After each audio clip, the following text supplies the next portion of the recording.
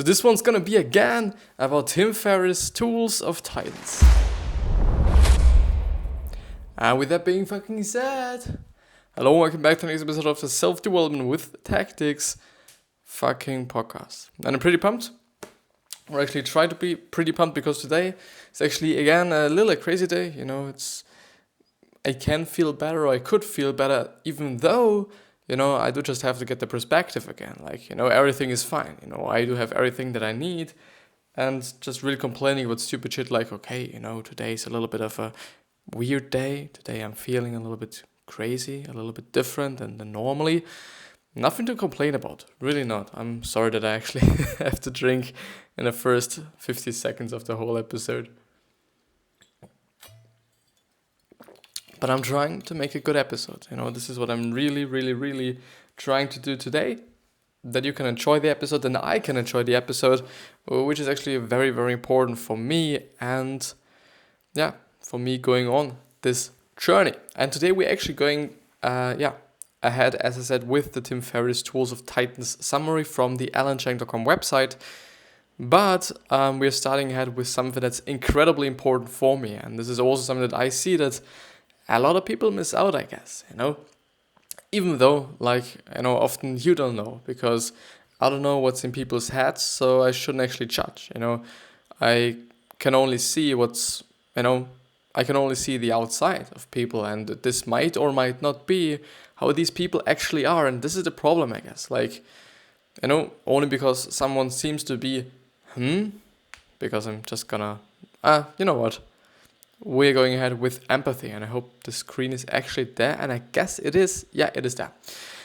Sometimes I feel like, okay, people do not have fucking empathy, you know, but I don't actually know, because I only see the outside, and I don't know what's inside of them. So maybe they're just really empathetic, but they just don't show it like this. Or they, you know, I always just encounter them in certain situations where they are not empathetic. You know, could also be the case. You know, who the fuck knows? But I guess in general, empathy and or being empathetic is something that's very important. That really could, you know, boost your, and I think it will boost your success. You know, whether it be in just your personal life or your business life, you know, being empathetic just really, I think it just enables you to have deeper connections with people and or more connections with people and also just connections because I kind of feel like, okay, you know, if you're not empathetic enough, like, I don't know, it's pretty hard to, pretty difficult to communicate, to be honest. But I'm just going ahead with the fucking summary. So how can you create something for someone else if you can't imagine the world through their eyes? From Chris Sacca again, which is totally true. You know, I guess if you're having a product and or you're making and or producing or establishing a product, you know, whatever you're doing with this product, I guess it is very important that you know what these people want to have. You know, you do just want to kind of serve them. You just want to create a product that is fitting them. And if you don't know, or if you can see, you know, what they actually want, what they actually need, what's in their life that is missing actually, or what is then not in their life actually, well, you're gonna have a hard time, I guess, you know. And that being empathetic really is, you know, a good skill, I would say, because I actually think, you know, it is a skill. You know, some people do, you know, have this kind of empathy because they were raised like this, you know, because their parents instill it in them. And some people just do not have that kind of empathy, you know, and they do just have to learn it and have to consciously put themselves into somebody's situation, I guess, and see the world through their eyes. Wait a second. Maybe like this, I'm a little bit brighter. Second thing is, when dealing with someone upset, ask yourself, has this person slept? Pretty good point, actually. Has this person eaten? Is something else bugging them? And you don't get handed a baby who's crying and think, that baby's out to get me. That's actually true. You know, that's pretty fucking true. And I guess, you know, in general, the whole baby situation is pretty interesting. Like, I've been talking about it before, and I do just get it. I do just understand it, but it just doesn't make any fucking sense. I'm talking about praising people and just, giving compliments and all these good things, these incredibly good things. They could just really make somebody's day, especially if you're an authority. Like if you're a boss and you're just really praising one of your workers' skills or one of your workers' work, especially in front of other people. This person's got to have just a really fucking great day. But the problem there is not a lot of people do that. Not a lot of people praise other people. The thing there is, which I initially wanted to start with, we praise every single fucking step a baby does. Whether it be the first, the first backflip or the first smile. I'm just joking. And, all these things, we just praise every single fucking step. And it do just make sense. Like, babies are cute, babies are small, babies are so babies, just they're babies. But we don't praise every single fucking step a human being or an adult or a teenager does. I do not want to say that we should, because I think it would be too much actually. But I guess just praising a little bit more and giving a little bit more compliments and just being a little bit nicer, to the people around you, just will make your day better because you're feeling great because you have done something great. It feels incredibly great if you're just praising somebody and you just honestly feel that and truly feel that this person just liked what you said, and this person just got a better day because of what you said. I think this is amazing. And also on the other hand, this person you praised, especially in front of other people, because this just really adds something incredible to the whole thing. This person will feel good, because this person will think like, okay, I've done something and somebody liked it. It's just incredible. Like, even such small things as, okay, you're wearing great shoes today, to some random people you're encountering, because you see and you think, and this is the point, a lot of people think like, okay, this shirt is cool that the man over there is wearing, but they never ever say something, at least in my country. I don't know what's going on in other countries. Like, I can just really think of other countries just it being completely different, that really people come up to you when they think like, okay, you're wearing something cool, and they're gonna tell it to you. I kind of feel like this, and I kind of feel like, I don't know why, that in the States it's actually like this. I could just actually be wrong there, but would actually be nice. So if you're from the States, would be incredible if you just put it down in the comments and or DM me, just Instagram and Facebook and Twitter and whatever there is. Like, there's so many fucking platforms. And I'm on quite every one of them, I guess, Not everyone, but I'm a lot of them. But I in general think it is a great point that if you really feel and try to understand why this person is upset, and that it probably doesn't have anything to do with you and who you are and what you do and what you did and whatsoever. Most of the time it's just, because someone's going up in their life. Something's just not good in their life. Something happened, maybe somebody died. You don't know. Like, I don't know, you don't know. A lot of people don't know, but we just judge, and this shouldn't be the case actually. It's silly to blame someone for not understanding you, because most people don't understand themselves and have a hard time communicating ourselves to other people, which is actually true. And I recently just watched an interview with Warren Buffett, which I've been also talking about, I think yesterday. Yeah, I guess so. I think it was actually yesterday. And he said that learning how to communicate is one of the most valuable skills you can have. And I guess he said that it could actually elevate your success by 50% or something. And I totally think it is true. Like, communication and communicating is something that's so incredibly difficult. First of all, on a theoretical basis, and also on a practical basis. It's just really fucking difficult, Also communicating what you think about, your ideas, and whatsoever, it is just difficult. And it is just difficult to then also explain it to other people so that they actually get it. Like, communicating something, okay, it is difficult, but you can do it, but actually trying to explain it to somebody who doesn't know anything of it, well, it's really fucking difficult. It really fucking is. At least at my point of view. I don't know how you're feeling about this. Would actually also be nice. Put it down, comment, DM, whatever. when delivering feedback, are you being unfair because you operate from a greater set of information and you know something they don't? Make sure you emphasize with their context. Yeah. This has also something to do with communication, my point of view. Just, giving great feedback and just having the proper empathy to just not hurt somebody's fucking feelings. Like, I think it's pretty easy, especially when you're giving feedback, and especially there, also giving feedback about something or on something. Giving feedback on, off. Yeah, you're just giving feedback for something this person, either really likes or worked hard on.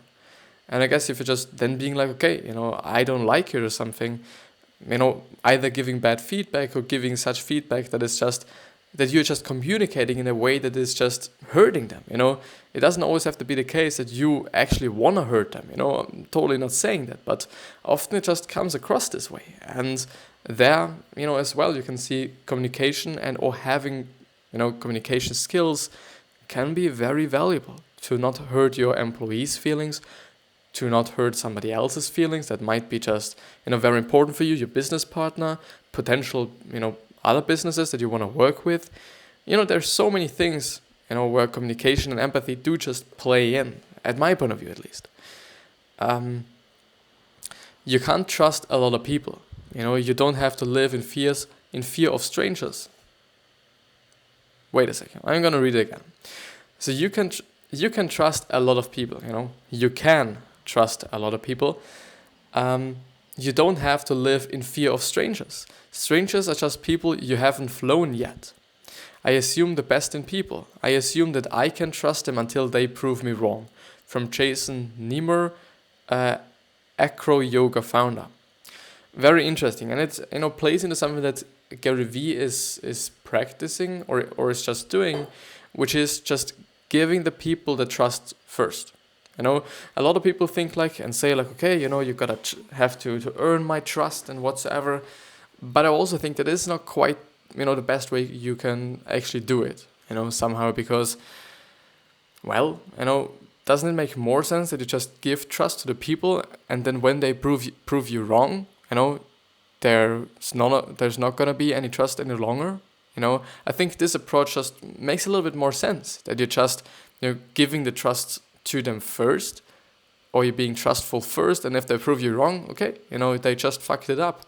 But just, being, well, it's as well just a little difficult to communicate, but, I do believe that both sides do make sense, but it's, also has something to do with being optimistic and pessimistic, I guess, because, if you're optimistic, you just really, trust everybody. And if they prove you wrong, okay, that's their fault, probably. And the pessimistic people might be like, okay, I do not want to trust anyone because there's so much on the fucking table or something. I really feel like, the first one is really optimistic, and the second one is really pessimistic, or not that optimistic at least. Gonna have to drink something, I'm sorry. Pretty nice that you do not have anything to fucking drink any longer. Voice is a little bit fucked today. I don't know if you can actually hear this, but with the speaking part, everything is doing just pretty great today. Even though I'm feeling a little bit dizzy, just really quickly, I don't know what's going on. I really don't know what's going on with me. Maybe I do just need to rest a little bit more. Maybe I'm a little bit overwhelmed by what I have to do or by what I'm doing. Could actually be the case. I'm really not doubting that. I think it's actually a silent B, isn't it? With that, written debt, but it's actually a silent B, something. I don't know. Telling your past self to relax. Tim Ferriss poses. Is it poses or possess? I think it's poses. Poses a question. What would you tell your younger self? The most common response was relax and don't get anxious. Everything will work out, which is actually true. In the end, a lot of things do just work out, and I guess a lot of people are just really impatient as well. Something that I also try to instill into myself.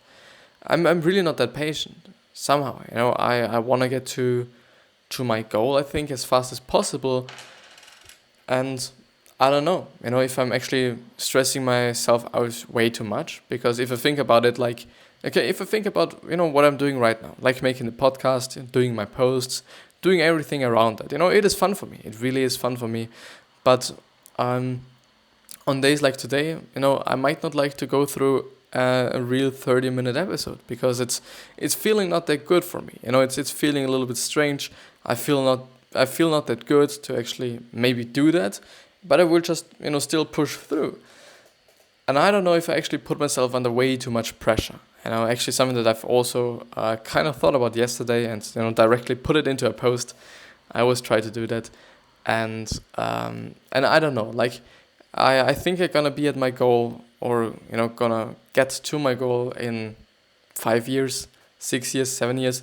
Definitely, I think not in the next like 6 months or something. I totally do think that that might change something. Like, I might be able to elevate my subscriber count or something, or to elevate my followers on Instagram. But I don't know. I really don't know what's gonna work out, how I'm going to do it, or like if it is either, or rather, if it is actually gonna work out in 6 months. I don't actually know. I really don't.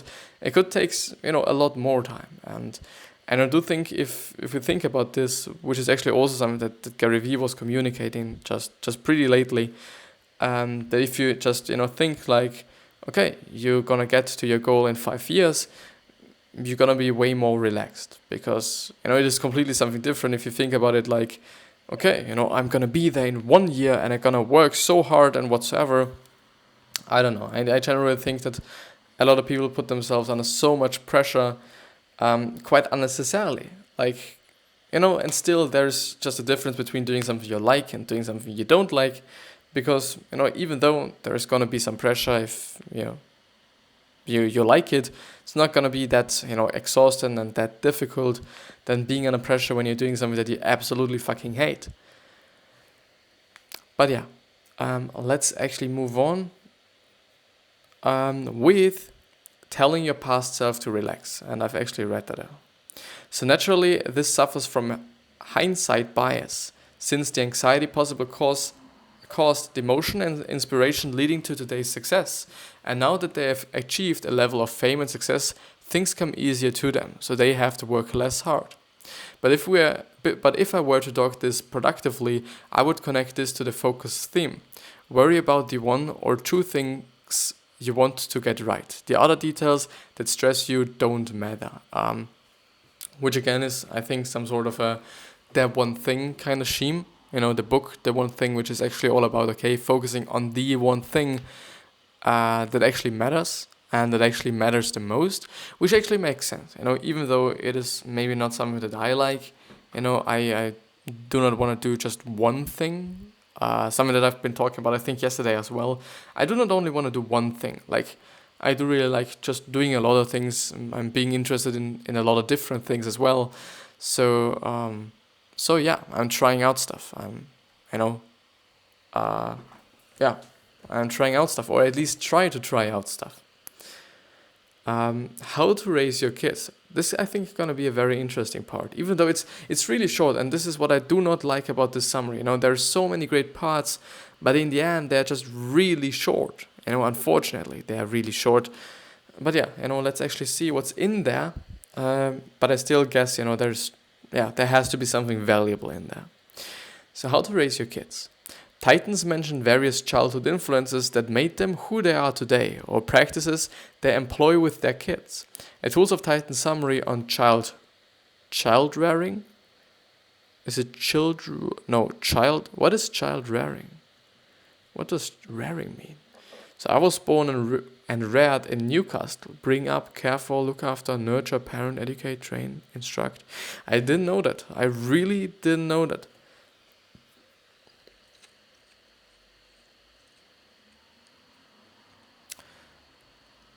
I really didn't know that. I always thought like it's is it bringing up? Was there actually a synonym? Yeah, bring up. I always thought it was bringing up, but rearing? This is also a great part of what I'm doing right here. I learn a lot of fucking vocabulary that might be relevant to me or might not be relevant to me. I don't actually know.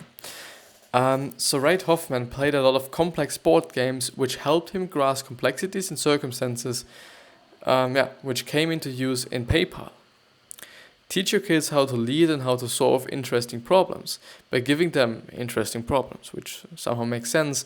We cannot out-obedience the competition, for example, in physical labor, and this one from Seth Godin. And I really love Seth Godin, and I think he's a great thinker.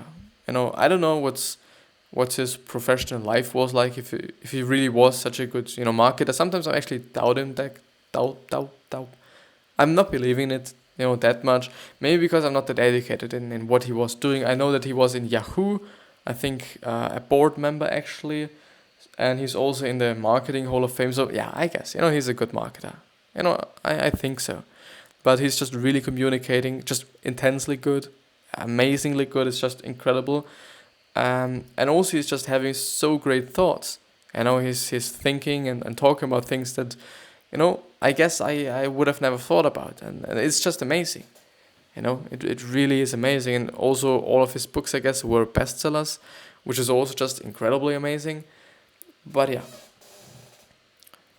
I really have to look out that, my phone's actually not gonna drop or something, or that my stand's not gonna drop. Actually, let me have a look. Should I do it like this? Yeah, I'm doing it like this because I'm sitting there a little bit strange. Gonna do it like this. I'm gonna do it like this. Never mind.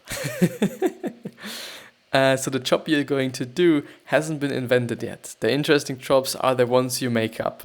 From Chris Young. Actually, pretty interesting thinking. Pretty interesting thinking. So girls should be taught to confront their fear and should be urged the same amount of caution and protection as with boys. Yeah, I don't know.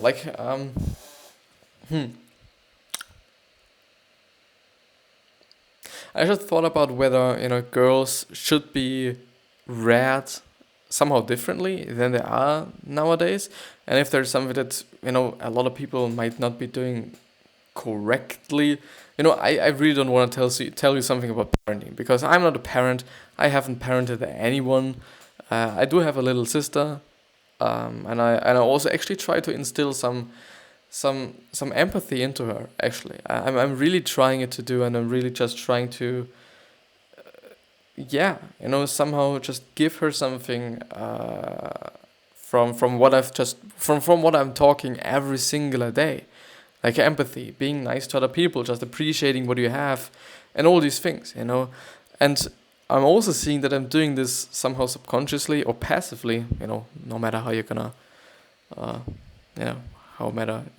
you want to say it, into the people around me, even though, they're often making fun of me for actually just somehow fun of me, like for actually communicating all these things that I am, like not complaining, karma, actually, all these things. And they really got just implemented into the culture of me and my boys in school and my friends. Like, it's quite amazing, to be honest. Even though they're just making fun of it, it is in their fucking head. It really is. And I find that funny. And I find it actually pretty good. And there you can just see, okay, how less or how less, you have to do to actually kind of impact someone. I'm not talking about impacting the whole fucking world. I'm not doing that yet.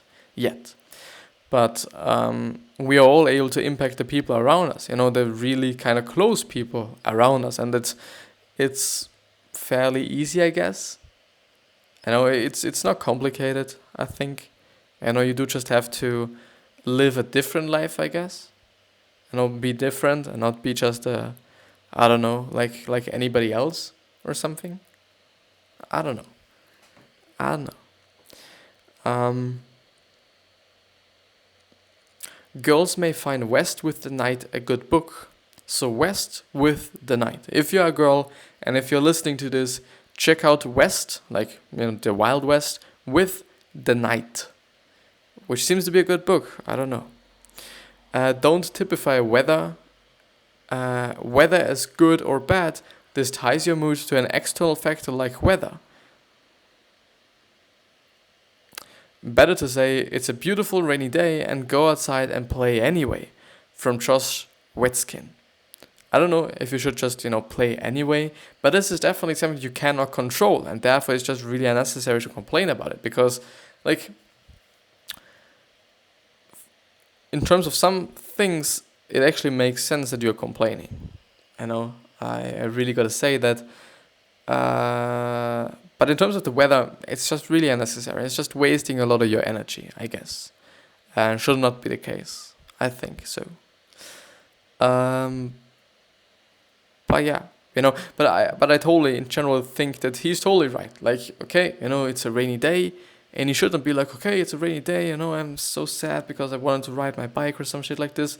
You could also be like, okay, now I have time to be at home and read the book that I've always wanted to read, because I'm not feeling bad because I'm not outside, which is actually the case for me. If it is just really sunny outside, I'm really feeling bad when I'm sitting inside. Normally, when I'm doing the podcast and so on, I do not feel bad because I actually do not think about anything else than actually being here, which is actually insane. I'm so present when I'm just, doing the podcast. I'm not thinking about anything else. I'm thinking about the stuff that I'm talking about, which is, maybe it's great. Maybe it's not that great. I don't know. Have kids introspect about what they're doing without following them closely. Like when teaching riding a bike, what were your thought processes? What were the risks you took from Brian? Which should be questions you ask your kid. What were your thoughts? So what were your thought processes? And what were the risks you took? So have kids introspect about what they're doing without following them closely. Also makes sense. Somehow, I don't know. I don't actually know why it makes sense to me and why, I think it is a good just approach or something, which actually is often the case. I often don't know, why I find certain things good that people are talking about, but it just somehow feels for me that it is good. I don't know why. I really don't know. But yeah. And the next time we're going ahead with interesting short ideas, because I'm actually gonna stop the episode there.